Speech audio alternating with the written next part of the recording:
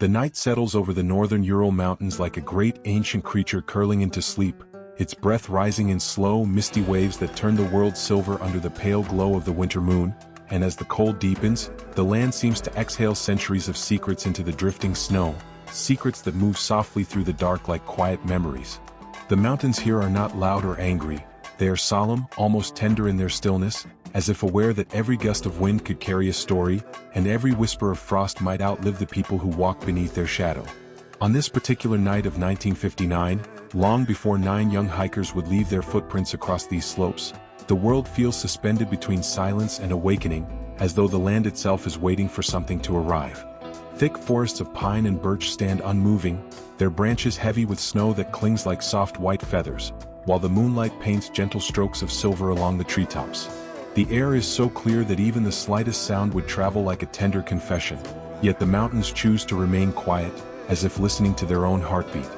Far beneath them, where frozen streams twist through valleys like veins of glass, the wind carries a faint hum, a lullaby woven from the earth's oldest memories. It is peaceful here, profoundly peaceful, the kind of peace that makes the world feel timeless, untouched, eternal. Yet within that tranquility lies something else, something subtle, like a question the mountains haven't asked in centuries. It lingers in the spaces between snowflakes, in the slow drift of frost over rock, in the way the night sky expands endlessly without a single star daring to blink too brightly. These lands have seen much: storms that roared like beasts, travelers who came seeking solitude, hunters who moved through the woods like shadows, and nomadic tribes who believed the peaks were alive, guardians of forgotten truths.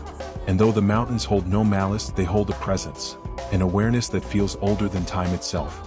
Tonight, the wind brushes along the slopes with the gentlest touch, like fingers tracing the edges of a dream. There is a softness to it, a tenderness that drifts into the valleys and stirs the untouched snow. The cold is sharp but not cruel. It wraps around the land like a blanket woven from moonlight and silence. High above, the ridges glow faintly under the sky, rising like sleeping giants with spines of glittering ice. If one were to stand upon those ridges now, they would hear nothing but the breath of winter, steady, rhythmic, ancient, moving through the air. The silence is so deep it feels alive, as though it holds emotion, memory, and waiting. And somewhere within that vast stillness, the mountains seem to sense that footsteps are coming.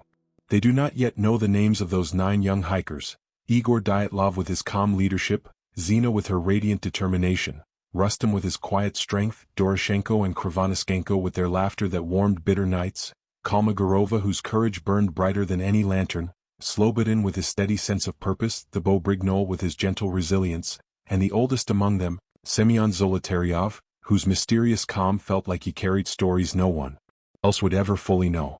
The mountains do not know them, not yet. But they feel them, like a faint warmth approaching from afar, a cluster of human hearts beating with hope and adventure. In this moment, before the hikers even step into these frozen lands, the world seems to hold its breath. It is as if the mountains are beginning to wake from a long slumber, stretching their shadows across the snow with slow, deliberate patience. Even the moon appears to lean closer, its light pooling gently over the ground as though it wishes to watch what will unfold. Far away, the wind picks up ever so slightly, curling around the branches, brushing over ice-crusted rocks, drifting through the silent woods. There is a story stirring in that wind, an echo of something that hasn't yet happened, but is coming, walking steadily from beyond the horizon. The mountains feel it. The sky feels it. Even the sleeping pines, their trunks dark against the glowing snow, seem to sense a shift in the stillness. And though the land remains cold and quiet, there is a heartbeat beneath it all, subtle and steady, like the beginning of a song. The hikers, somewhere miles away preparing for their journey, do not know that the mountains are waking for them, listening for them, waiting. They do not yet feel the ancient gaze of the ridges, nor sense the invisible threads tying their destiny to this land. To them, the world still looks ordinary, familiar, full of excitement and youthful courage. But up here, where the snow sits untouched and the cold hums like a soft white hymn, the mountains already feel the approach of those 9 souls, bright, hopeful, human. And in a way no one will ever quite understand, the silence starts to shift, as though the land is preparing to cradle their footsteps, their laughter, their final breaths, and the mystery that will echo through decades. For now, though, the mountains remain gentle, calm, alive with quiet magic. The wind continues to brush softly across the slopes. The moon continues to cast its sleepy glow.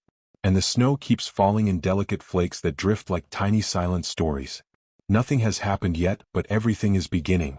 The silent mountains are awakening.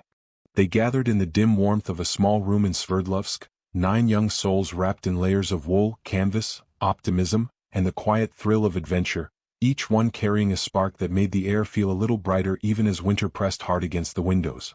There was something about them, something tender and alive, that made their presence feel like the first flicker of fire in a cold cabin. Igor Dyatlov stood at the center of it all, calm and focused, his eyes reflecting the careful calculations running constantly through his mind, but behind the disciplined calm lay a quiet warmth, a gentle determination to protect everyone who trusted him. He checked maps, examined gear, tied knots with practiced precision, and yet, whenever one of the others laughed or teased him, he softened instantly, like an older brother who knew when to step back and enjoy the moment. Around him, the group moved with an unspoken rhythm, sharing the same purpose yet carrying different worlds inside them. Zina Kolmogorova brushed her hair from her face, her smile bright despite the bitter cold outside. She radiated a kind of courage that wasn't loud or outwardly fierce, but steady, like a small lantern glowing persistently even in thick fog. She scribbled notes in her diary, glancing at her friends with a fondness that made her seem older than her years, though she still carried the youthful spark of someone who believed she could climb any mountain in front of her. Rustam Slobodin stretched near the stove, his movements slow and thoughtful, like a man who listened to the world more than he spoke. He had a quiet strength about him, the kind that made others relax simply by being near him. His friends knew he could push through anything, pain, fatigue, fear, yet he never flaunted that resilience. Instead, he carried it like a secret, offering calm nods and encouraging smiles whenever anyone needed reassurance. Doroshenko and Krivonischenko, the inseparable duo, filled the space with warmth that had nothing to do with the stove. Their laughter rolled through the room like soft thunder, breaking the tension, softening the seriousness, reminding everyone that life, even at its coldest, was meant to be lived with joy. They teased each other constantly, trading jokes that made even the stoic Igor chuckle. They were the heartbeat of the group, keeping spirits high long before the harsh winds of the expedition would test them. Ludmila, strong-willed and fiercely intelligent, sat near the window sharpening her ice axe, her eyes filled with a mixture of discipline and quiet wonder. She loved the mountains not just for their beauty, but for the challenge they posed, each climb a conversation between her and the world. She wrote letters she would never send, poems she would never read aloud, thoughts she kept tucked behind the steady calm in her voice. Slobodin occasionally looked her way with a fondness that went unspoken but understood by anyone who noticed the gentle softness in his eyes. Thibaut Brignol, Tibwa as they affectionately called him, adjusted the straps on his pack with quiet concentration. There was something gentle about him, something that made the others instinctively protect him even though he insisted he didn't need it. His nature was soft, not weak. He felt deeply, cared earnestly, and though he sometimes struggled with the cold, he pushed forward with a resilience that came from the heart. Then there was Semyon Zolotaryov, the eldest, a man with lines of experience etched into his face and a calmness that lingered like a story he never fully told. He was new to the group, yet he blended into their rhythm with surprising ease. He watched them with a steady gaze, offering small smiles and quiet help whenever needed. His presence carried an air of mystery, not an ominous one, but the kind that made you wonder what roads he had walked before arriving here. By the time their preparations were complete, the room felt filled not just with gear but with anticipation. Gentle, hopeful, pulsing like a second heartbeat. When they boarded the train toward Ivdel, the world outside blurred into streaks of white and gray, but inside the cabin, the warmth of their shared laughter turned the journey into something almost dreamlike. Zina leaned against the window, leaving the ghost of her breath on the glass as she watched forests and frozen fields pass by. Rustam read quietly, tracing the lines of his book with a gloved finger. Doroshenko and Krivonischenko entertained an older woman with playful stories, while Igor studied the route one more time, though his friends urged him to rest. The train rocked them gently, like the mountains themselves were beginning to cradle their journey. When they reached the final outpost before the true wilderness, the air had grown sharper, the wind carrying the first real hints of the cold that would soon surround them entirely. They spent the night in a small rustic cabin where the scent of smoke clung to the wooden walls, and the floorboards creaked under every step. Outside, the world was a vast, untouched whiteness, untouched and waiting. In the morning, as they laced their boots and hoisted their packs, the first true moment of the expedition arrived. The moment their 9 shadows stretched across the snow like the beginning of a story the earth had been waiting to tell. The early part of their trek was gentle, peaceful in a way that felt almost sacred. Snow softened the sound of their footsteps until they became whispers on the ground. The forest around them grew thicker, branches bending under winter's heavy hand, but the group moved forward with a rhythm that felt natural, almost musical. Igor led with steady confidence, checking their direction with practiced ease. Zina walked near the front, her cheeks flushed with cold and excitement, leaving small patterns of joy in the snow with every step. Rustam followed close behind, occasionally helping others adjust their gear. Doroshenko and Krivonischenko filled the silence with light jokes, their voices weaving through the trees like gentle echoes. Ludmila moved with quiet strength, carving her path through the frost with the certainty of someone who trusted the earth beneath her feet. Tibwa kept pace with determination, encouraged by every supportive glance the others gave him. And Semyon walked behind them all, calm, observant, steady, watching over the group like a silent guardian. The sky above remained pale and wide, the kind of winter sky that holds no storms yet still feels endlessly deep. The cold stung their cheeks, numbed their fingers, but it also filled them with a kind of exhilaration, a reminder that they were alive, free, and moving together into something greater than any of them could yet comprehend. Every breath formed a cloud. Every cloud dissolved into the cold. Every step carried them further into a landscape that seemed to welcome them with open, icy arms. And as their 9 shadows stretched longer across the snow, the mountains, silent, ancient, listening, watched them approach, holding their destiny gently in the hollows of the wind.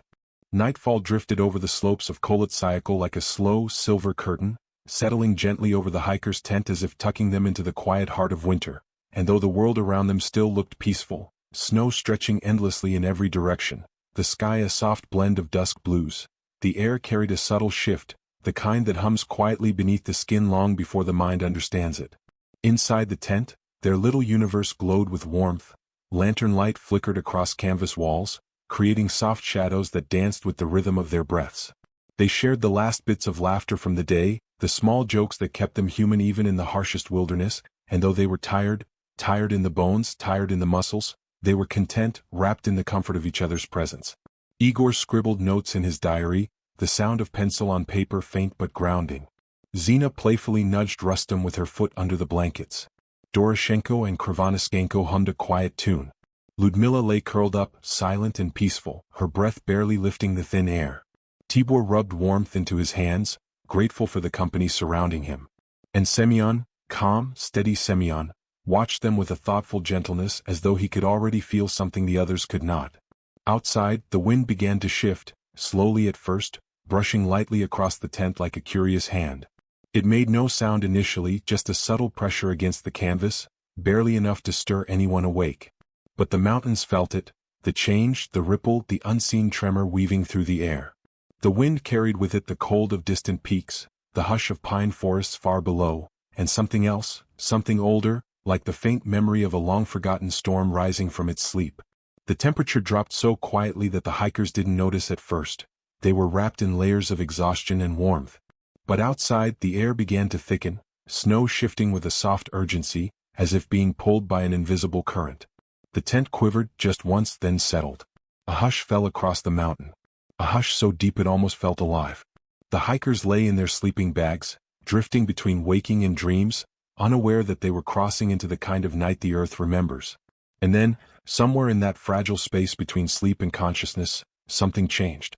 The wind, once gentle, twisted sharply, pressing against the tent with sudden force, a push heavy enough to jolt Zina awake.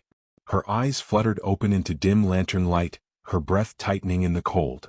She listened, confused, sensing something different in the atmosphere, something she couldn't name. Before she could speak, another gust slammed against the tent, harder this time, rattling the poles with a deep, urgent vibration that made the canvas pulse around them like a beating heart. Igor sat up immediately, instincts sharper than the cold slicing through the air. "It's okay," he whispered, his voice steady but low, as if not to disturb the night itself. One by one, others stirred, their eyes meeting in the dim light, fear not fully formed yet but hovering like a thin mist around their thoughts. The wind roared again, loud enough now to drown out their breathing, fierce enough to bend the tent walls inward until they brushed against their faces. A strange noise followed, a low, deep rumble that seemed to come from beneath the snow, from the mountain itself, like a warning too old to understand. Tibor flinched, heart racing. Doroshenko reached for his boots instinctively. Krivonischenko whispered something under his breath. A prayer, a plea, a simple wish that everything would be fine. Igor spoke again, firmer this time, but gentle, urging calm, reminding them the storm would pass, that they were strong, prepared, capable. Yet even he felt the unease twist through his chest. The wind wasn't just strong, it was purposeful, deliberate, strange.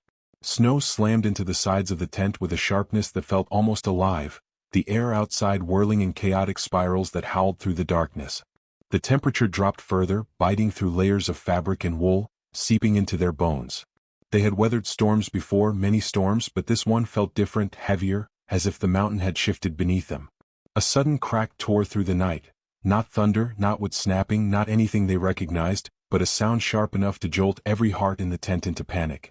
The wind followed instantly, roaring with such force that the canvas nearly flattened against them. Fear surged, soft at first, then rising with each second of trembling uncertainty. They didn't have time to think. They didn't have time to discuss.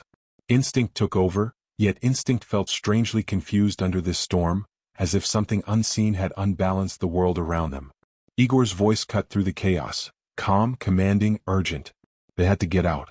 Had to escape the collapsing tent. Had to move now. The decision was not a thought, it was a pulse, a wave. Hands moved quickly, fumbling for knives, slicing through the canvas from the inside, cold air exploding into the tent with brutal force. Snow blasted their faces, stealing their breath. Their hearts hammered wildly, not from panic alone but from something else. A sensation that something was watching them or reaching for them, or calling them in a way the human mind could never articulate. They spilled out into the night, half-dressed, half-dreaming, stumbling barefoot into the snow as wind tore at their bodies, the storm swallowing their shapes almost instantly. The world outside was unrecognizable, a blur of white and roaring darkness, a realm where time seemed to dissolve. They tried to stay together, to call out to one another, but the wind snatched their voices, pulling them apart like fragile threads. The cold bit into their skin like shards of glass. Their breath froze before it left their lips. Yet somewhere beneath the terror, beneath the cold, beneath the chaos, there was still a strange softness in the night, as though the storm was not angry but sorrowful, not cruel but inevitable. Their shadows stretched briefly across the snow, then vanished. The wind howled again, changed again, carrying their names into the darkness. And the mountains, silent and ancient, simply listened. Morning did not so much arrive as it slowly unfolded, like a pale ribbon of light stretching over the vast whiteness of the Ural Mountains, touching the snow with the gentlest whisper of dawn, and in that quiet, hushed awakening, the world seemed to pause, as if holding its breath for the echoes of the night before. The storm had passed, leaving behind an ocean of untouched snow that shimmered like powdered glass beneath the soft light. The mountain, calm once more, seemed unaware of the chaos that had roared across its slopes only hours earlier. Or perhaps it did remember, quietly, solemnly, but mountains have a way of holding grief in silence, letting time pass through their stones without ever revealing the weight they carry. The hikers' footprints, scattered and half-erased by wind, stretched across the snow like fragile echoes, the last traces of 9 lives that had burned bright against the cold. And though the mountain now appeared peaceful, almost tender, there was an ache in the stillness, a lingering melancholy that wrapped itself around the slopes like a thin veil of frost. It would be days before rescuers traced those footprints, before they discovered the torn tent, the scattered gear, the frozen shapes half buried beneath snow. And when they did, when the world finally heard what happened on that night, the Dyatlov Pass would become a place of questions, of wonder, of theories that flickered like lanterns in a cave, each one trying to illuminate the truth but never fully touching it. Yet in moments like this, in the quiet breath of dawn after the storm, those theories soften, becoming less about the mystery and more about the people who walk this land with hearts full of courage and dreams bigger than the mountain itself. Some believe the wind, twisting in strange patterns that night, created a rare, terrifying pressure wave, an invisible force that disoriented and frightened, pushing the hikers into confusion. Others imagine an avalanche, subtle and slow, not the roaring wall of snow people picture, but a silent shift in the mountain's weight, enough to make them fear the tent would collapse and urge them to flee. There are also those who turn to stranger possibilities, whispering of military secrets or lights in the sky, of unknown forces moving across the pass in ways human understanding cannot fully grasp. And while these stories capture the imagination, they drift gently through the air like snowflakes, interesting, delicate, but never heavy enough to claim certainty. Because the truth, whatever shape it takes, lives quietly beneath the surface, woven into the cold, into the wind, into the mountain's ancient memory. What remains most important, what echoes beyond every theory, is the humanity of the 9 souls who walked this snowy world with such hope. Igor, who carried responsibility like a quiet flame, always protecting others before himself. Zina, whose laughter warmed even the coldest winds. Rustam, steady as the earth beneath their feet, whose strength was soft and genuine. Doroshenko and Krivonischenko, whose friendship filled the mountains with a kind of joy that winter could never dim. Ludmila, whose determination and grace made her a force of nature in her own right. Slobodin, thoughtful and kind, moving through the world with gentle purpose. Tibwa, delicate yet brave, pushing past his fears with a heart stronger than anyone knew. And Semyon, wise, mysterious, carrying stories only the mountains might fully understand. They were more than a mystery, more than a headline, more than unanswered questions. They were human, living, breathing, dreaming human beings who chased the horizon with the kind of wonder the world often forgets. And if you listen closely, to the wind moving softly across the pass, to the snow settling in quiet drifts, to the hush of winter nights, you might still feel their presence, not as fear, not as tragedy, but as warmth, as light, as echoes of 9 hearts that beat with courage against the cold. In the decades that followed, countless theories have risen and faded like morning mist, each one offering its own vision of what happened in that silent night. But none of them can capture the full truth, for the truth is not just in the details, it's in the breath of the wind, the soft glow of dawn, the footprints that stretch across the snow, the diaries filled with laughter, the photographs capturing smiles that will never fade. The Dyatlov Pass, despite its harsh history, has become a place of remembrance. A place where people pause, breathe, and feel something deep, something human. A place that reminds us of the delicate balance between adventure and fate, between courage and vulnerability, between the known and the unknowable. And though the hikers found their final rest here, their story did not end on that frozen night. It continues in every person who speaks their names with tenderness, in every traveler who visits the pass carrying a quiet reverence, in every voice that tells their story not as a horror, but as a tribute. The mountains hold their memory gently now. Snow falls each year, covering the ground like a soft white blanket, as if the earth itself is trying to keep them warm. The wind drifts quietly through the trees, carrying no violence, only whispers. And on clear nights, when the moon hangs low and the world becomes still, the pass feels less like a place of tragedy and more like a place of connection. A bridge between the living and the past, between fear and understanding, between silence and remembrance. As you drift into sleep, imagine the mountains not as cold or cruel, but as guardians, vast, ancient, and full of quiet love. Imagine the hikers not as figures lost in mystery, but as warm, hopeful souls whose journey continues in every heart that remembers them. Their story, like the snow, glows softly in the moonlight. Their footsteps, though long faded, still echo gently across the pass. And their presence, subtle as a whisper, lives on, beyond the storm, beyond the questions, beyond the cold, forever carried by the wind. And that brings us to the quiet end of this whispered journey through the Dyatlov Pass, a story held gently between mystery and memory. If this calm retelling helped you unwind, drift, or simply reflect for a moment, I'd love for you to stay with the channel. Like the video, subscribe, and let me know which mystery or story you'd like to explore next. Your support helps keep these peaceful narratives alive. Until then, rest easy and good night.